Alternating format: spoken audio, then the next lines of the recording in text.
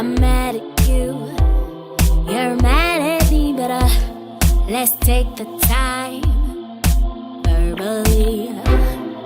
Don't shut down, honey, where you're grounded, honey, where you're grounded. Be the king, I know you are.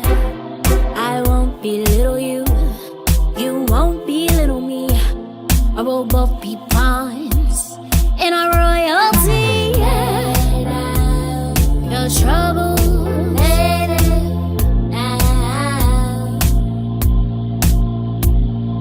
Let out your troubles, let it out.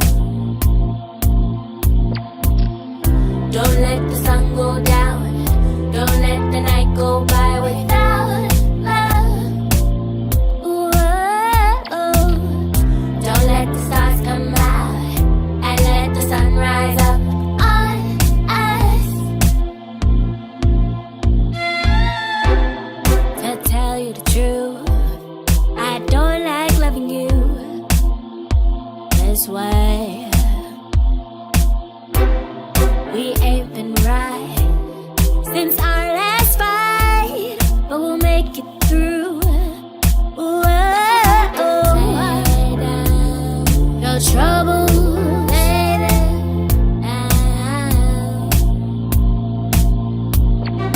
Let out your troubles, let it out. Don't let the sun go down, don't let the night go by without love. Whoa. Don't let the stars come out and let the sun rise up on us. From what I see is we belong together. No matter what is thrown at us.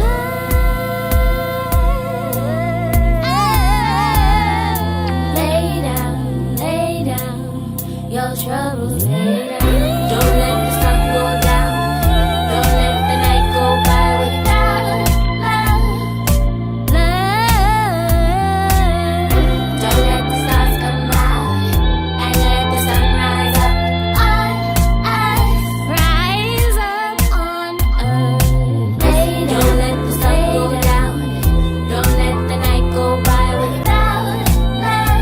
Without love. Don't let the stars come out and let the sun rise up on us.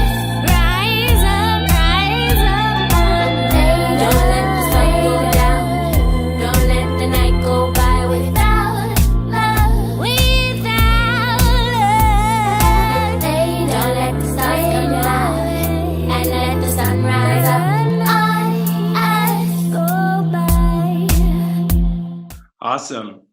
Welcome. I am delighted to be here again with you and have Miss Artaska with us today. We have a lot of music to get into. We are so excited to have her. I'm your host, Dr. Moshe Lewis, and this is a delightful artist with an incredible story. But first, our viewers really want to know, how did you get your name? It's so unique and it's so beautiful. And if I'm not mistaken, your birth name is actually Artaska Strings.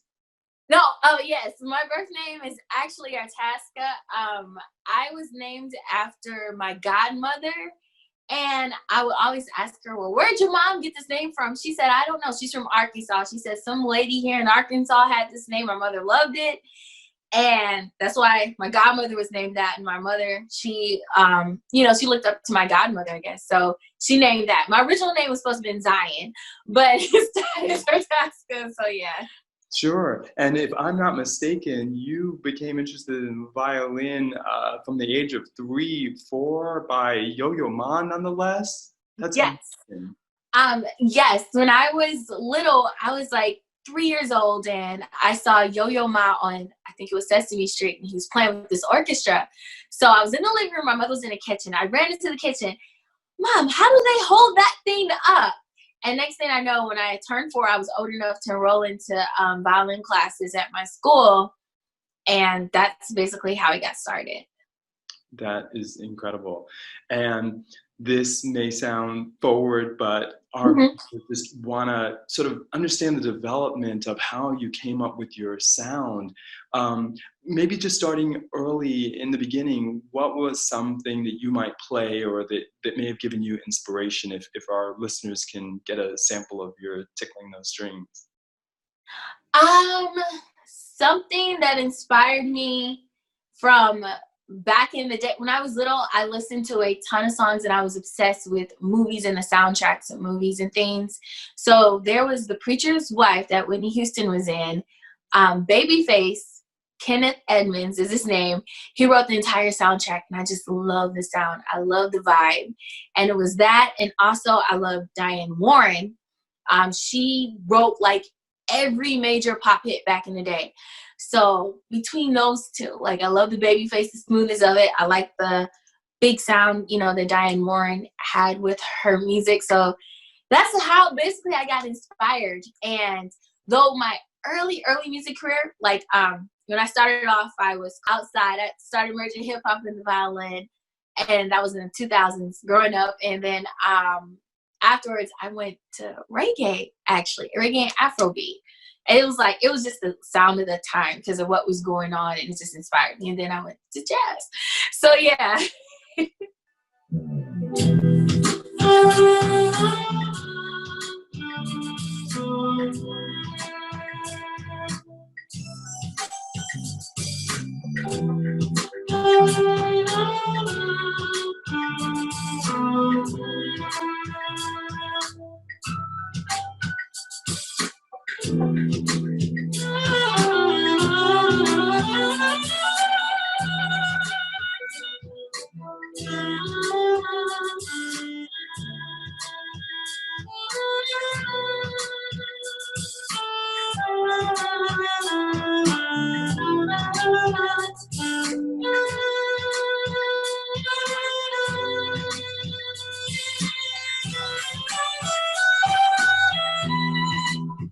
So yeah, that's basically where I'm going now. So I'm going to completely smooth jazz, and I wish I could play a snippet of those songs. One, I actually love 2 of the songs. One is more smooth jazz, one is more funk, and that's something that I have done.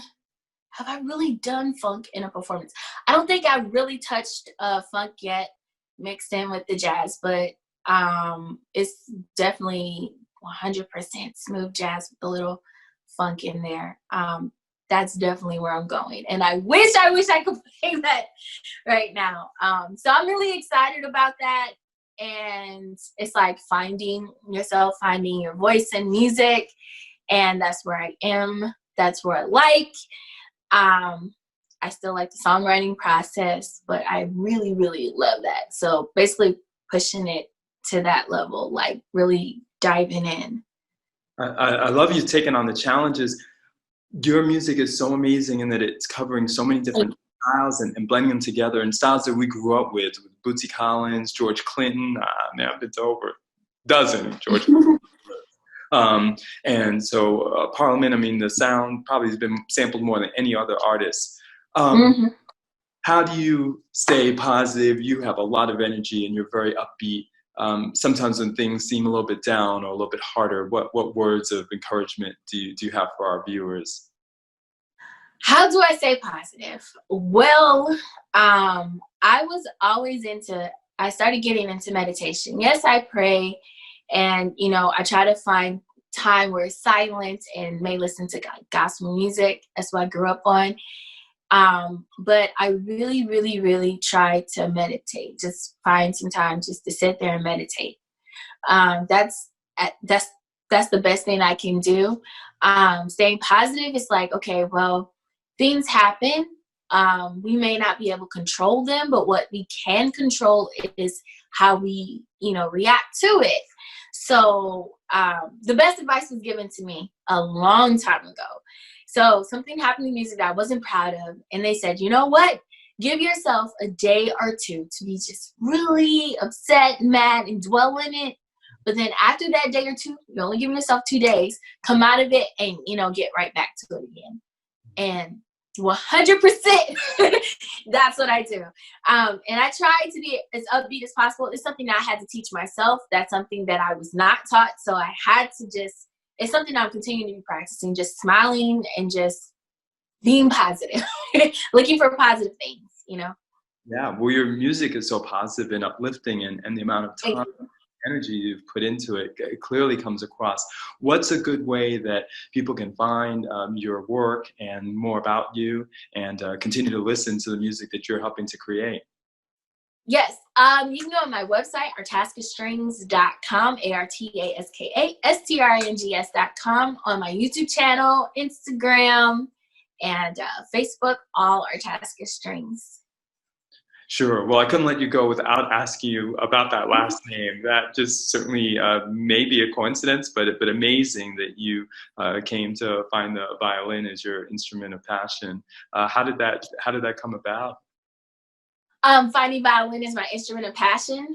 And the fact that strings. I mean, that's an interesting combination. Yeah.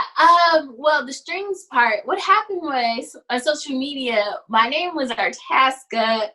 And someone else took my name because their name was Artaska. They lived in another country. So I'm like, okay, what defines me? Strings, because I like to orchestrate things. And so then I put Artaska Strings on there, and that's what happened. I love it. It's great. As we sort of go out, just if you give us a piece that is also, like you said, positive and uplifting. I think music is so healing to the soul during stressful times, during times of triumph, and also during times of great pain. And it can certainly bring us so much solace as a universal language. What's some music that you would like to leave us with as we say goodbye to our viewers today? The music that I would like to leave you guys with is, you know what? This is a piece that people told me that they like, and I like to thank you guys for playing it and streaming it, that I was shocked. But I think Royalty, it's a vocal and violin piece that I did not think that people would pay attention to as such. And so, but I appreciate the feedback of it. So I'm going to play it, and thank you.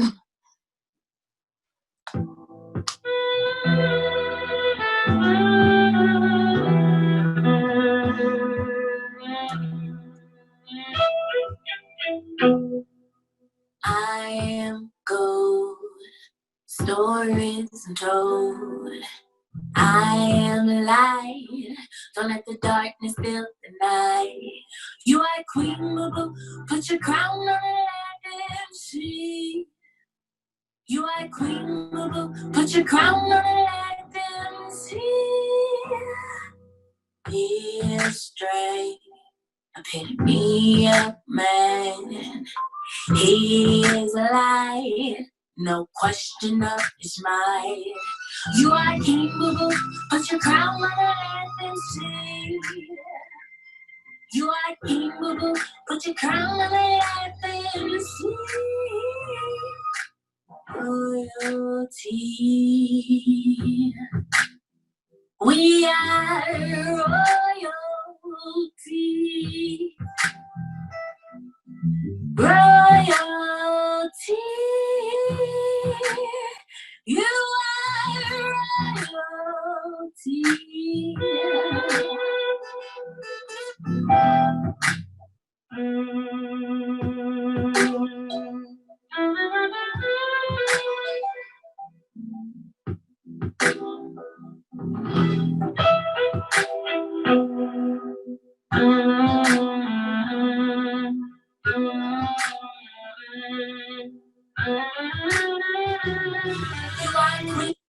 So yeah, it was Royalty.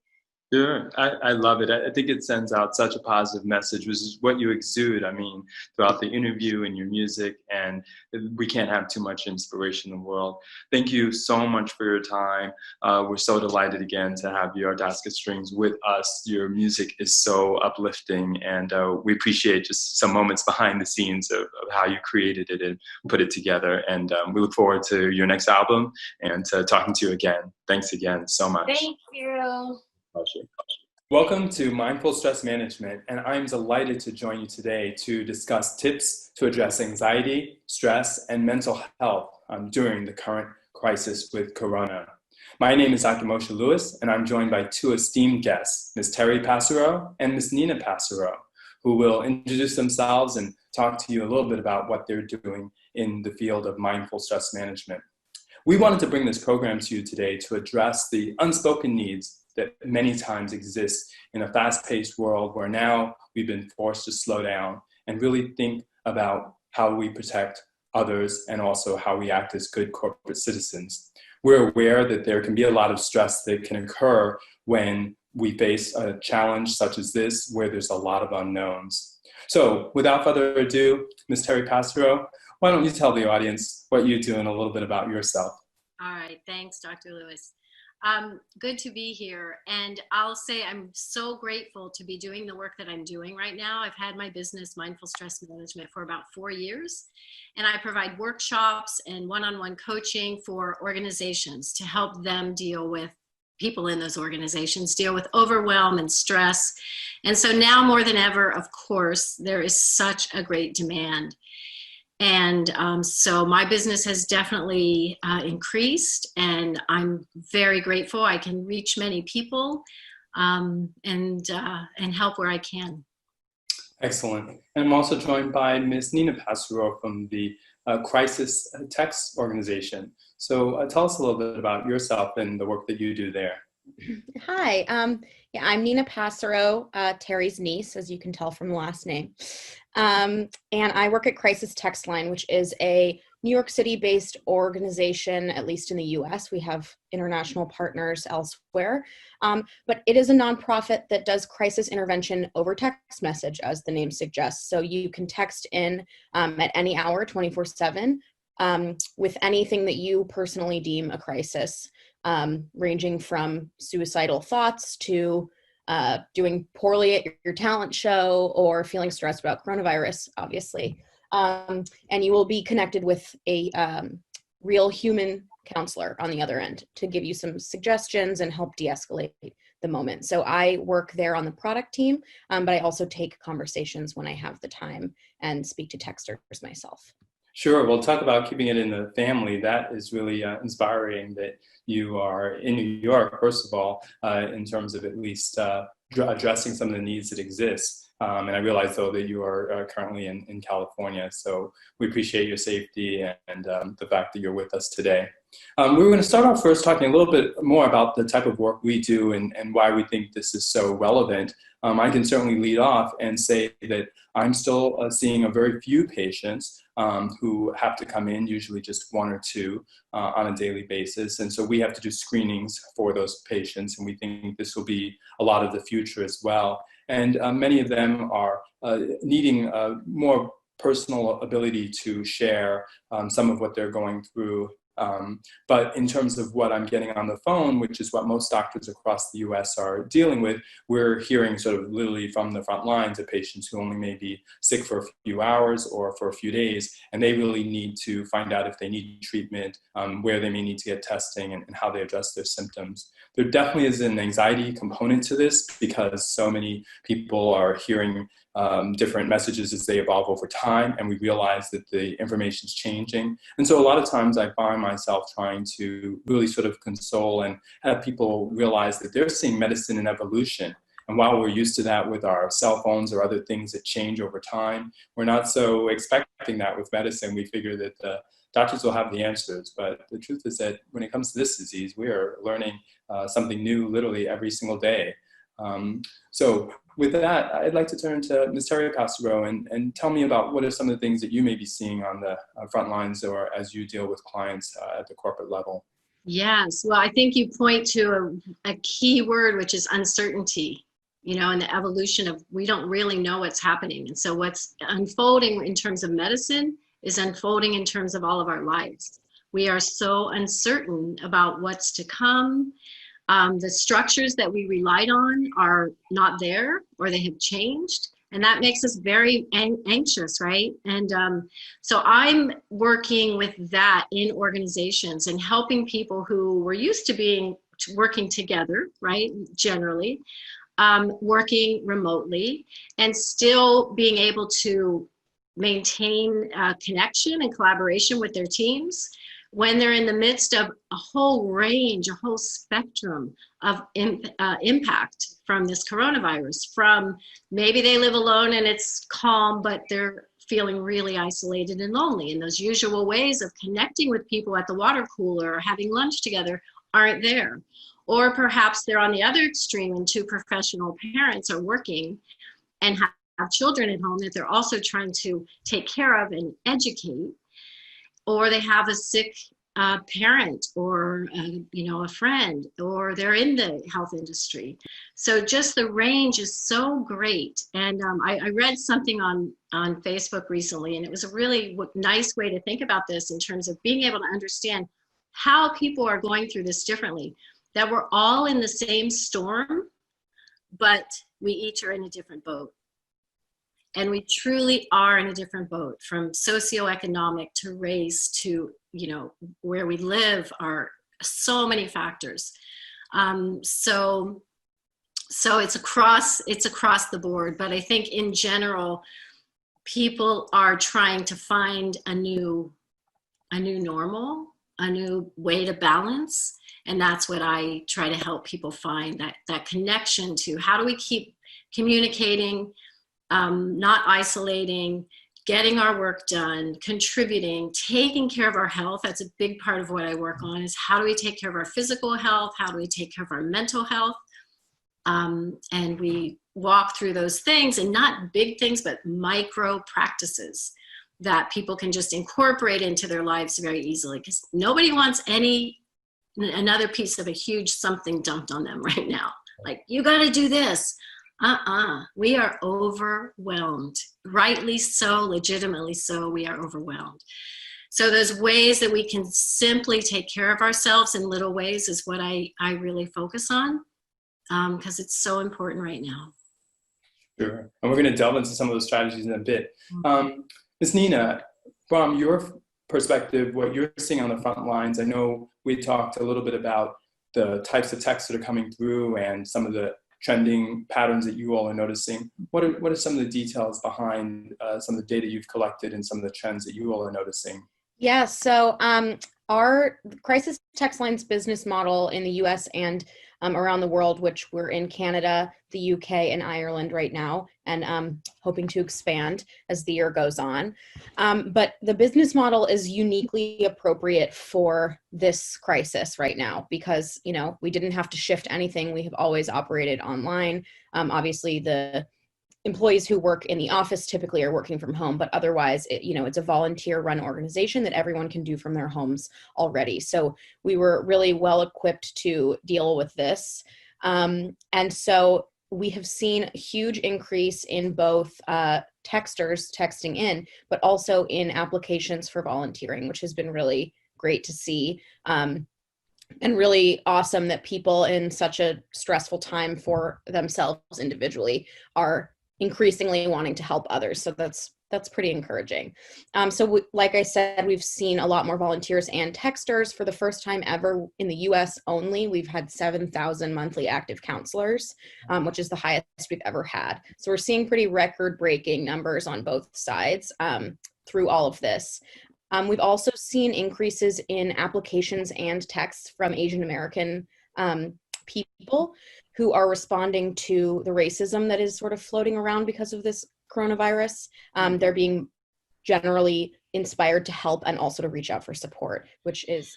Well, one of the first pieces of guidance that I offer people is to go easy on yourself, to really give yourself a break, because we're under such duress. So that's one thing. Be kind, be compassionate, be loving with yourself and with people around you, which can be really hard. It can be really hard right now. And I want to say something about the brain, because when we start realizing how the brain is responding to this uncertainty in such a normal way and how we're being activated, it really helps. Like, oh, if I shift something, maybe I can impact my brain. So for example, the brain is hardwired for survival.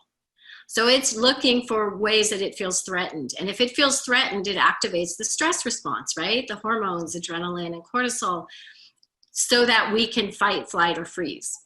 That's normal. And we are pretty much in a very activated state of stress because we don't know what's to come. We worry. So we maybe have the TV on a lot. So, limit the amount of time that we're really listening to news. We want to be aware, but, limit it to what's coming in. Limit who's coming in your living room, via TV or internet. So the brain, that's one thing about the brain that's really important. So how can we interrupt that stress reaction so that we don't get in that heightened state?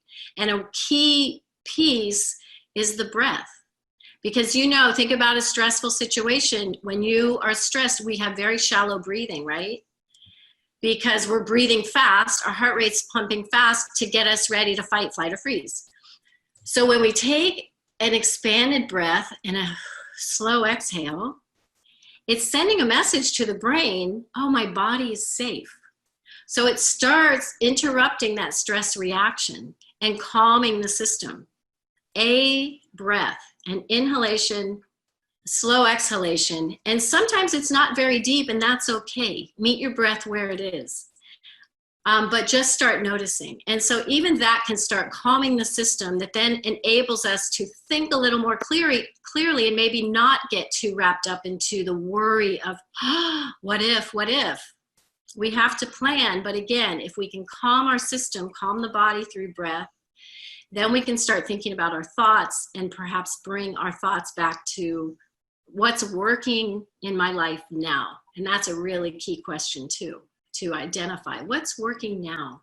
What can I appreciate now? Even in this moment, something in your room that you look around and you see like, oh, I appreciate that. That can break and stay with it for a few breaths. And that can really help interrupt that stress reaction and bring a little calm. And we all need a little calm in the midst of the flurry. And then we maybe go back up and then we come back down to interrupt the stress reaction, come back up. So the breath is really critical. POP, I just want to introduce POP, which stands for pause, observe, and proceed. So that's a practice you can do anytime when you're laying in bed at night and can't sleep. Pause. Notice 3 breaths moving in and out of the body. Just notice your breathing. About 20,000 times a day you breathe. So you notice your breathing. Observe, what am I feeling? I'm, anxious, I've got tightness in my shoulders, whatever it is, bring your awareness to the body, to your emotions, to your thoughts, and then we proceed. So pause, observe what's going on, and proceed, and then just let go into the next step, which is whatever it is, sending an email, going to sleep. So POP stress now is kind of I like it because it's an easy thing to remember, pause, observe, proceed, and you can do it like that, or you can do it in 5 minutes or 30 minutes. I like that. That is practical and straightforward. And as I was listening to you, I was trying to find myself too, slowing down and breathing. And on that note, as a provider, I can chime in that one of the things that I'm trying to do more, and I'm trying to do it even as we're taping our show, and we so appreciate you doing that and providing this service, to listen and to do reflective listening, as we talk about in the field. I think as providers often, and even many times on the front line, or perhaps as a parent, we want to have the answers, and sometimes we do have to react quickly, as you stated. But pausing, and for me, I take that as slowing down a little bit to listen, because so many times when we do get a complaint from a patient or from a client, it's that, well, I don't really feel that he was listening or she was listening or she heard me, or also with a partner or a loved one, I don't feel like they hear what I'm saying. They may listen, but they may be so quick to offer solutions or so quick to try to resolve it, or so quick to avoid it that they don't really hear me. So I certainly find myself doing that. And I think that may be something our viewers can take away in terms of just taking those extra few seconds to listen and hear someone out. That's so important. And if I can just interrupt there, most people's favorite topic is themselves. So if we give people that space to talk about themselves and really listen with an open heart and watch when our mind wanders, is like, I'm bored or I want to do something else, and come back to that person for a certain period of time and really give them our awareness like you're talking about, it makes such a difference. That connection is huge. And that relates to the brain again, in that the brain is also wired for social connection. We need each other. We've evolved because we have been able to rely on each other and collaborate. So we need that. So the listening is a part of that collaboration. What do you need? What am I hearing from you? How can we work together? It's so critical and something we can all, improve on, I believe. We have two ears and one mouth. Remember, that's what they say. Right. We can't do it too much. Ms. Nina, maybe some insights that you all have found at the crisis text line that you feel, gosh, these are common denominators or some pearls or tips that we give to our volunteers. And also just one little clarification, if I'm not mistaken, some of your youngest volunteers are in their teens, is that correct? Yeah, I believe you have to be 18. I should fact check that. I don't think you can hop on at any age, but yes, I mean, we definitely have people who volunteer from college all the way to, we have volunteers who are elderly people who, it's actually pretty amazing. There was an article, I'll find it after this, but there was an article written about this one volunteer who spends a lot of time on the platform, who is an elderly woman who is talking to, I mean, a lot of our texters are young people. We've seen the numbers go up. We've seen people who are a little bit older be texting in more during COVID, actually. But typically, a big proportion of our texters are younger people, 18 and under. And so it was really remarkable that this elderly woman had been counseling people who were, 11, 12, 13, 14, 15, people who likely never would have asked for advice from a woman in her 70s or 80s and didn't know that that's who they were talking to. And she's learning about what younger people are thinking about and terminology and stuff like that. And they're learning from someone who has lived a lot more than they have. And neither of them are aware of that necessarily, but it's pretty remarkable. So the service does pair up fairly unlikely people, and it works. It goes to show that, we all have something in common, and, sometimes removing the face in front of you allows people to connect in that way, which I think is really interesting. So I'll find that article. I'm sure I didn't paraphrase it as well as they described it, but it's really interesting. But yes, so our volunteers range in age quite a bit, and also in experience. Some people, like I said, are students, teachers. I'm sure many of them are actually unemployed now, given the crisis. And so it's a lot of different people from a lot of different backgrounds who share the training that we put them through in common. But of course, everybody brings their individuality to their conversations as well. So it's definitely very interesting. And in terms of some tips that we sometimes will recommend during conversations, it's important to remember that crisis text line is not intended for any sort of ongoing therapy. The idea, we say, to take you from a hot moment to a cool calm. So you're texting in a crisis about whatever it may be. And the idea is that by the end of your conversation, you have de-escalated a bit and you've gotten some of the care that you need. Of course, you can text back in 24/7, anytime. But ideally, some of the tools that you get in your conversation are things that you can rely on without necessarily texting in the future. So it obviously depends on the person who's texting in and what they're going through. But something that when I take conversations, send to most of the people is it's a breathing GIF that it essentially just shows like a circle opening and closing, and it says inhale, and then you inhale with it as it opens, and then exhale and you exhale with it as it closes, which you guys have both mentioned the importance of breathing. And so that can really help people. I mean, sometimes it feels silly to send when someone texts in with a really substantial life problem and you're like, look at this circle opening and closing, it'll help. But it actually does. It does help. So that's one thing. And we also ask people individually, you know, what have you done in the past when you felt this way that has made you feel better?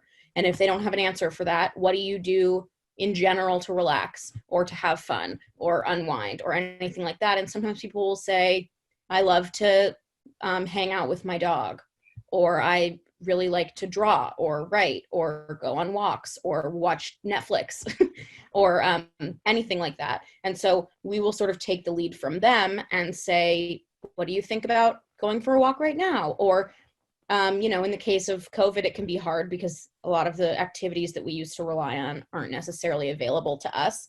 So you can find alternatives, or even sometimes just thinking about the time in the future when you will be able to do that thing can be helpful. So there's no one size fits all solution that we provide, and also solution's not even the right word because that's not necessarily what we're providing. But, you know, depending on the texter themselves and sort of coping mechanisms they already rely on in their lives, our job is really to help them come to their own conclusion about tools that many of them already have in their arsenal that they can use in that moment, because sometimes that perspective is needed. You can't really see those things when you're thinking about your own life. So those are definitely some of the tools.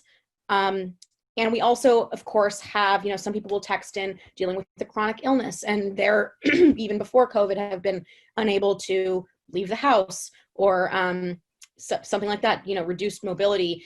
And so we'll send them a resource to maybe an online community of people who struggle with chronic illness where they can connect over their computer or their phone. We will send them to, you know, resources that can help them connect to counseling services in their community that they can go to in person. So it's not just little things like the image that I mentioned. It's also sometimes tools that they can use on an ongoing basis after the conversation is over.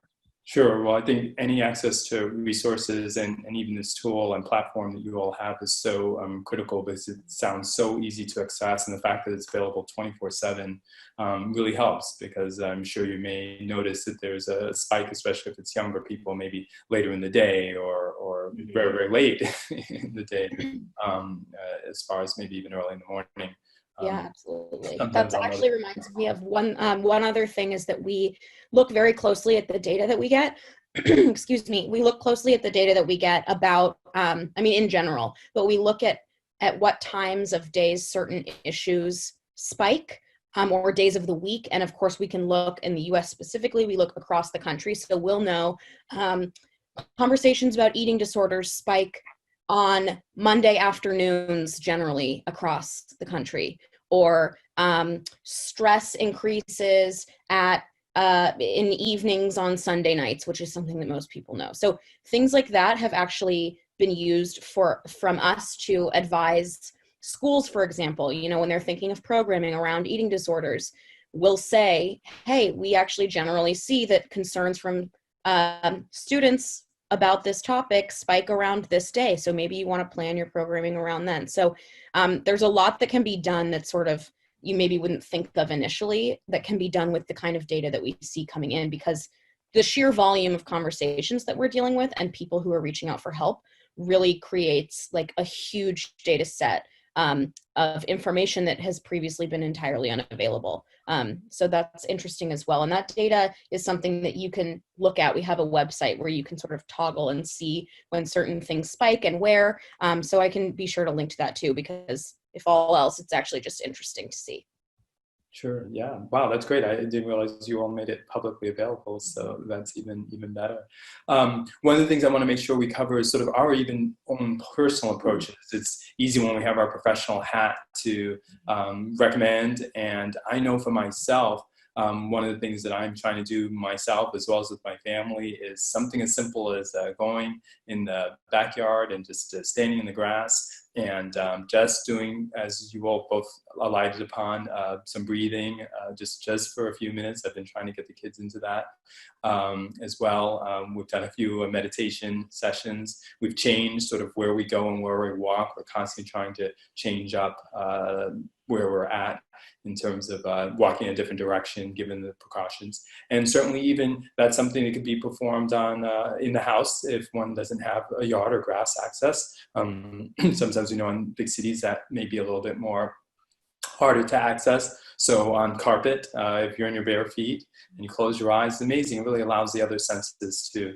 take the information. And even if it's a different surface, really just feeling it, whether it's linoleum or tile or brick or wood, just really having that connection, so to speak, with the earth, which is where it comes from. And it's not certainly something that I came up with. Many people do these meditative walks, but I just find it so simple and accessible. And how about you? We would start with Ms. Terre. What's something that you've incorporated in your own life or that you like to use to decrease stress? Well, thank you for that, because I'm feeling my feet on the carpet as you talk. It's very grounding. Okay. Yes. So I do a lot of meditation. I'm doing more, like formal sitting meditation, which just kind of helps build the muscles so that I can have mindfulness throughout the day, right? It's not just about sitting on that pillow. So that's an important part for me. Also movement. I'm really trying to pay attention to how I can take care of myself, bring pleasure. What's pleasurable for you? What's pleasurable for me? So for me, it's music is huge. I play the piano. I'm learning the guitar. And connecting with friends, connecting with my mother who's in Ohio and I'm in San Francisco. So there's a real concern there for her health and well-being. And you, Messina? So I have been, I'm working still full time, which I'm super grateful for. It's something that I realize is such a privilege that most people don't have right now. But that has been, honestly, maybe that's sort of a boring answer, but I've been really grateful to have work to keep me busy and keep a sort of, semi-normal schedule going. And I think actually that, also I've found it helpful to take conversations on the platform, as I've mentioned, because I think, as Terry mentioned, there's so much pain and it all is sort of bizarre, and our schedules and our lives and everything are not as they once were. And so it can feel really productive to talk to other people and help and try to use this energy. And you can do it from your bed. You can do it anywhere. When you take a conversation, you do it on a computer. People text in from their phone, but the whole interface is accessible by your computer. So you can just sit anywhere and take them. So I've been doing that. And I also find that for those of us who are not as lucky to have a work schedule that sort of can keep them sane and a little bit regimented, you can schedule shifts on the crisis text line platform as well. So you can, obviously you're welcome to join at any time, but I think it could be helpful for those who are looking for a little more structure in their day to schedule a shift. They're in 2-hour blocks. You can obviously stay on longer if you want. And if you need to run halfway through a 2-hour block, that's okay. But you can make that a part of your day or a part of your week where that, on Sunday nights from 8 p.m. to 10 p.m. or whatever time, you have a commitment and you're going to go and you're going to spend that time and set it aside. And I think that could be really helpful. It certainly would be for me to create some sort of necessary task that is scheduled at a certain time for a certain time that you can be held accountable to. And like I said, the work itself also feels really productive and rewarding, at least to me and to the thousands of people around the world who are doing it right now. So that is something that I really have been enjoying and grateful for during this wacky time. And reading. It's a great time to read the books that you have always said you would read and never would have otherwise. So read. Sure. Well, I know it's a very valuable resource, and those people thank you, and we're grateful to all the people that are volunteering and giving of their time, including all the extra time that you're putting in as well. So yeah, we wanted to really make sure that this program provided some useful tips, which I feel we tried to touch upon in terms of breathing, in terms of pop, as Terry was talking about, in terms of a crisis line that's very tangible and something that's available 24/7, and for which one can participate in as a counselor advisor by getting treatment, or rather I should say training. And so I hope that these have really been a true, easy, accessible walk, so to speak, metaphorically into how we think about ways to deal with our stress. We realize that this is a very different time and that we're going into a post-COVID world, as they're calling it, where new emotions and new factors and a new way of interfacing with each other and certainly with the world will probably certainly become a norm for quite a bit of time. And so while that also may be a little bit stress-provoking, I hope that some of the things that we touched on today provide a very easy way. Some of them are free, some of them are very simple, most of them are very doable. And leaving with what Ms. Nina said, yes, even getting back to some of the things that we know that we love, whether it's listening to music, as Terry said, or reading, these things are just so within our reach and so wonderful because they allow us to explore other parts of our brain, or whether it's just absorbing nature and being grateful and having an attitude of gratitude, as we like to say. So with that, I certainly thank my esteemed colleagues for their time and reaching out to us to be able to put this together. As a final concluding, I just want to, for those that may want to hear, how would they reach you?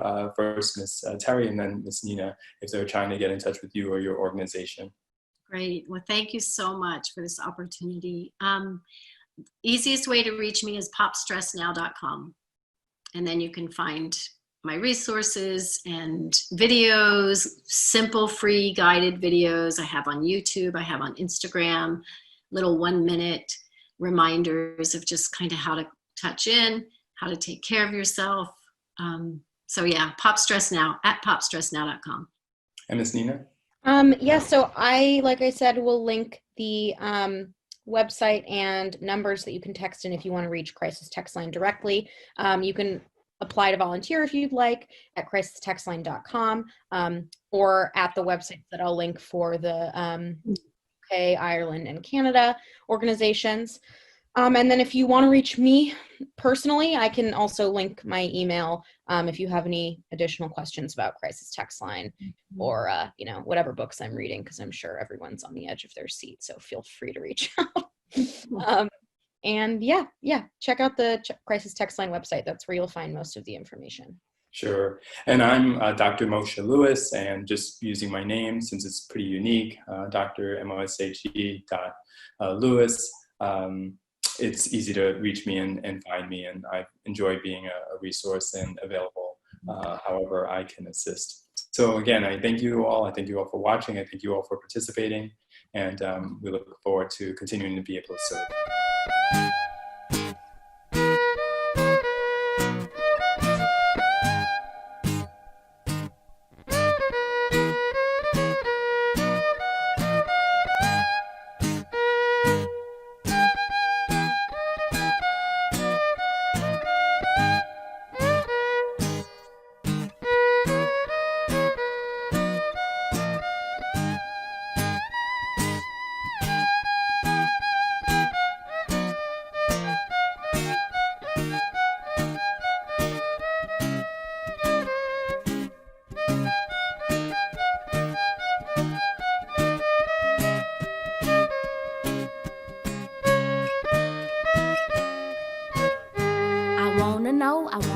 I wanna know now.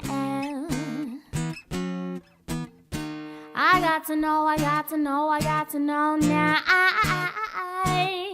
I'm willing and able to throw my cards on the table. I wanna love you and treat you right.